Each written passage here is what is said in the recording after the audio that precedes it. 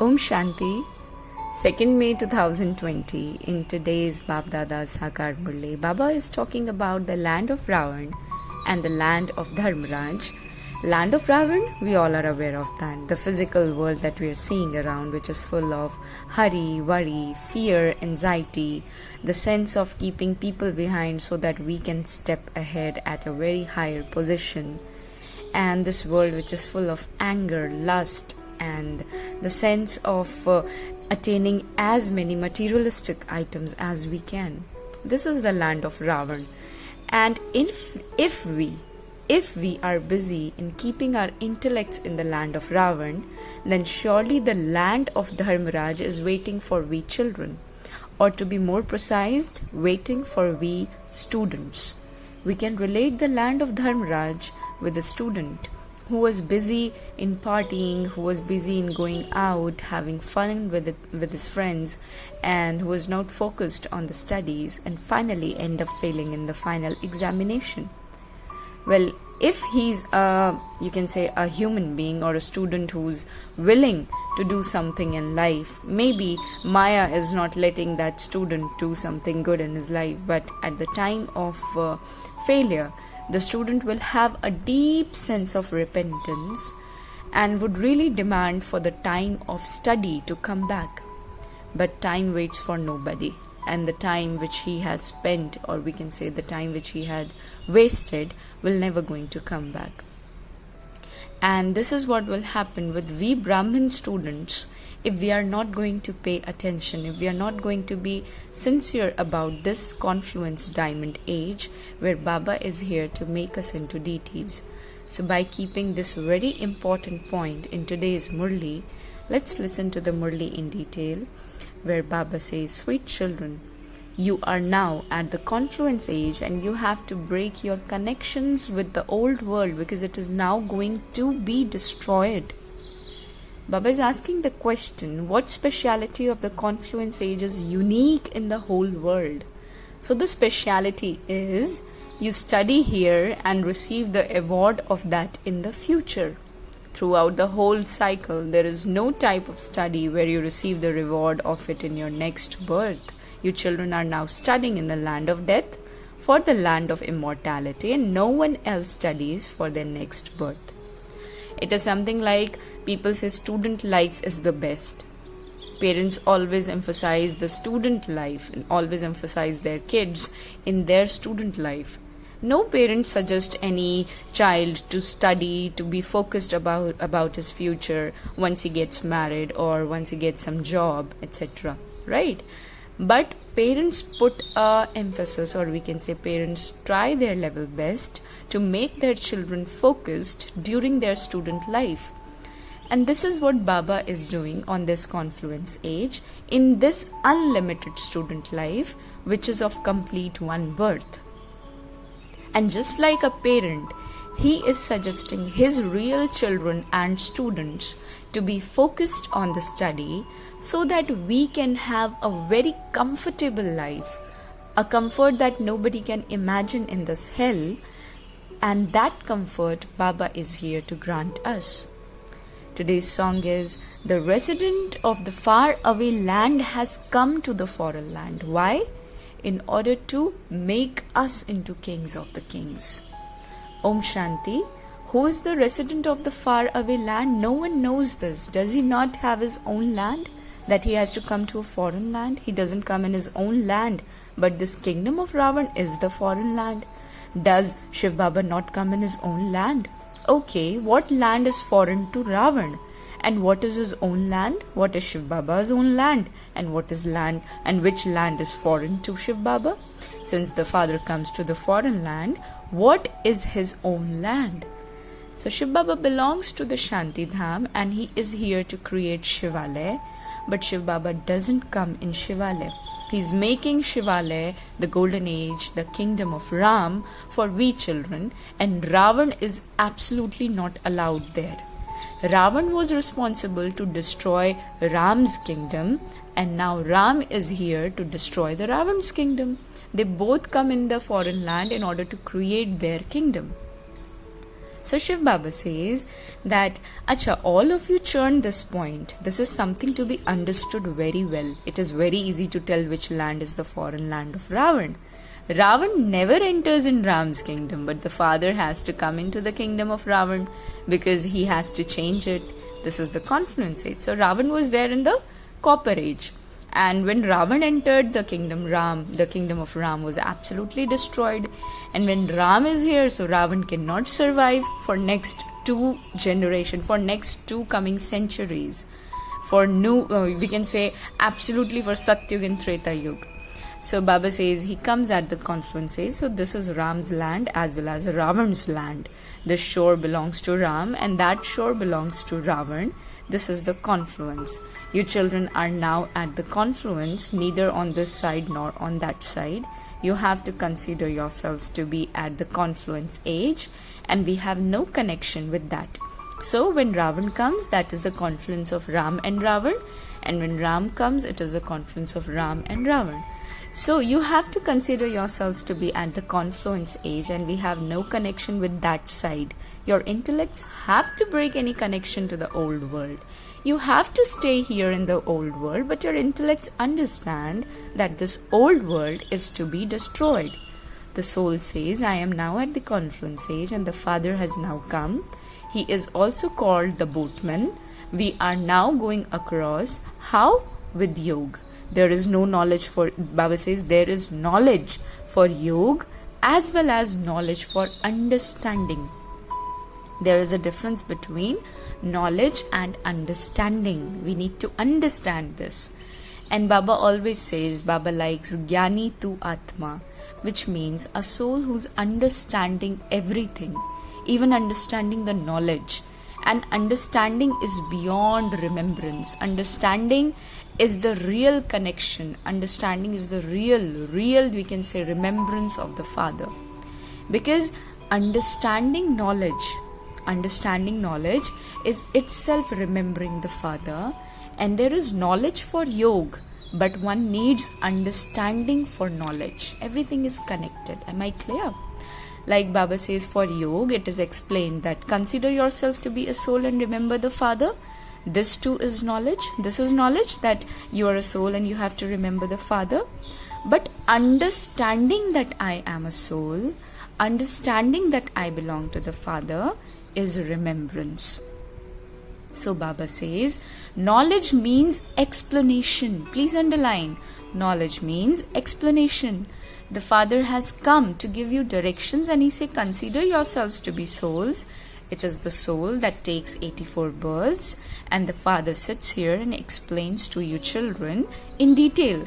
This kingdom of Ravan is now to be destroyed, and there are bondages of karma here, whereas there are relationships of karma there. Relationship of karma and bondage of karma, two absolutely contrasting things. Bondage means sorrow and relationship means happiness. Your karmic bondages now have to be broken, and it is in your intellects that you have now Brahmin relationships, and later your relationships will be with the deities.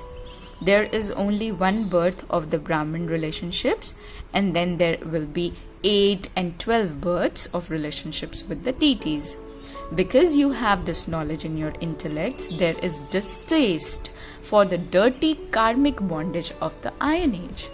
We renunciate this Iron Age through our mind by taking a strong decision and understanding Satyug.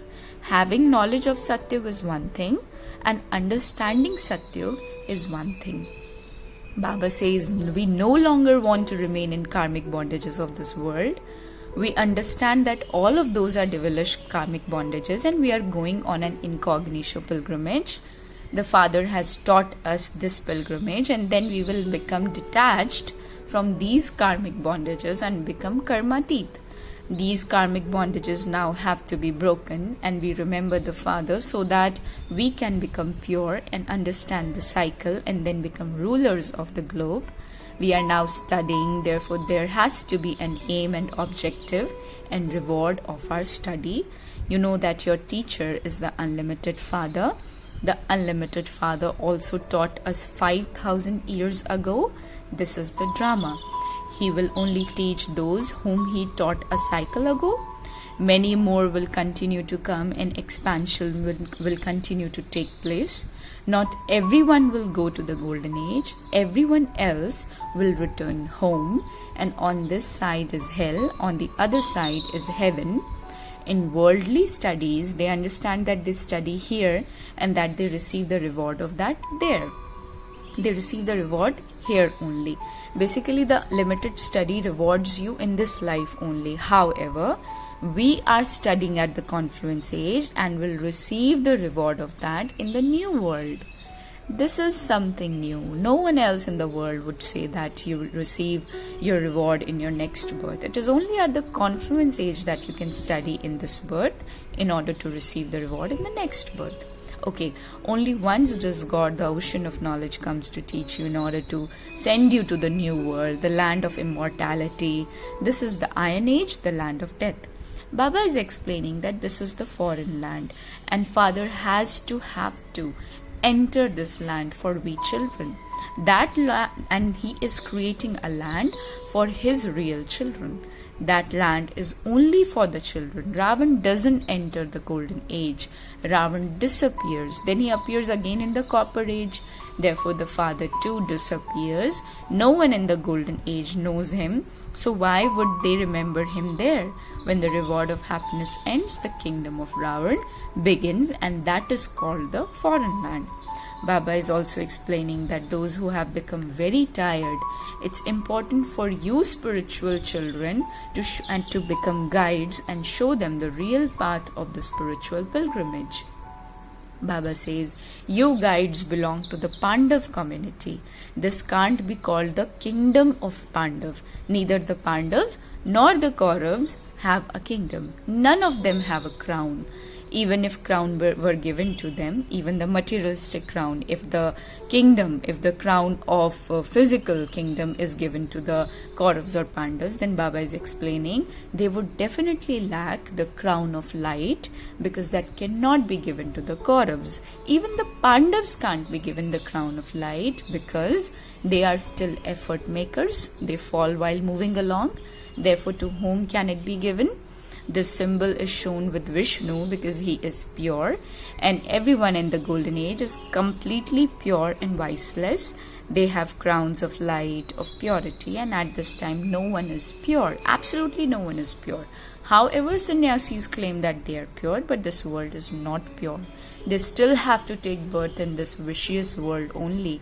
This is Ravan's impure land, and the new world is called the pure kingdom, the golden age, and the father, the master of the garden, is now changing you children from thorns into flowers, and he is the purifier, the boatman, and also the master of the garden.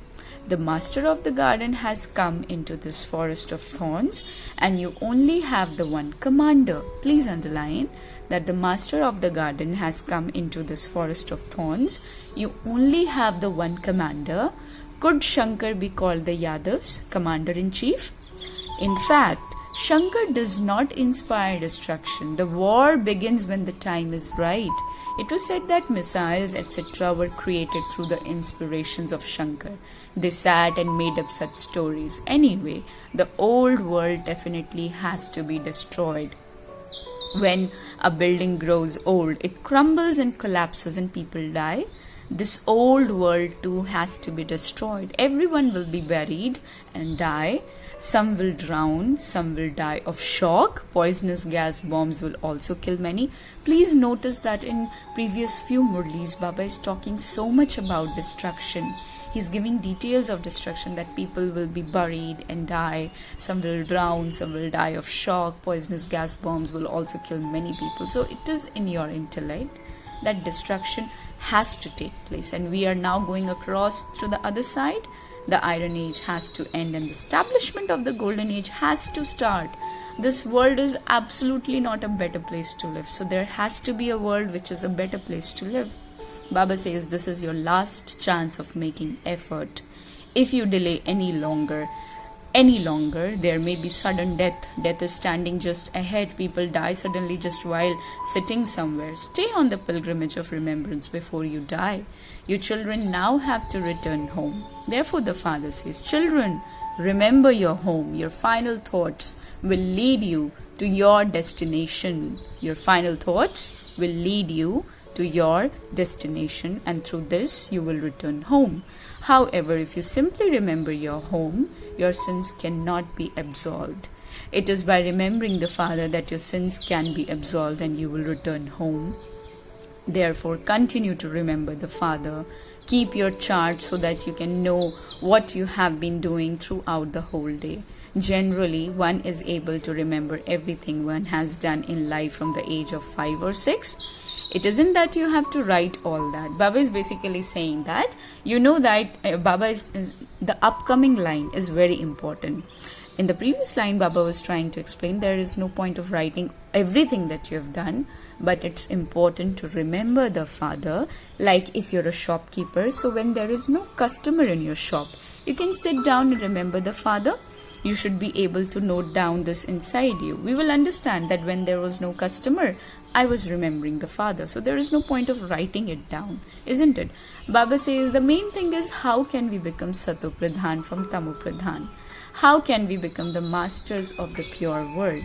How can we become pure from impure? The Father comes and gives this knowledge. Only the Father is the ocean of knowledge. Baba knows that you are becoming serviceable number-wise.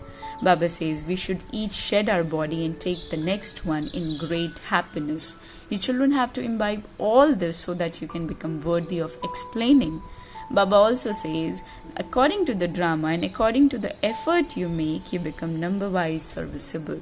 Acha, even if you aren't able to explain the tree to anyone, it's easy for you to tell anyone that consider yourself to be a soul and remember the Father.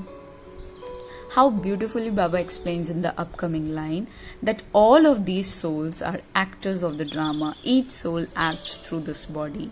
Souls shed their bodies and take their next and continue to play their parts. Those actors change their costumes and play their different parts. You change your bodies. There they will wear the costume of a male or female for a temporary period. Here when a soul takes a male costume, he remains in a male body throughout that lifetime. Those dramas are just limited, whereas this drama is unlimited. The first and the foremost thing, the Father says, remember me. Then the pure souls will fly home. The more remembrance you have, the more service you do, the higher the status you claim. Many obstacles come in remembrance. If you do not become pure, punishment has to be experienced in the land of Dharmraj. Your honor is lost and your status is destroyed. At the end, you will have visions of everything. However, you won't be able to do anything at that time. You will have visions of how so much was explained to you and how you still didn't have remembrance and that your sins still remain. That is repentance, the land of Dharmraj, that Baba says. Therefore, there has to be punishment for those. You wasted time unnecessarily. Punishment has to be experienced. Nothing can be done at that time. If you fail, you fail at that time. There is no question of studying again.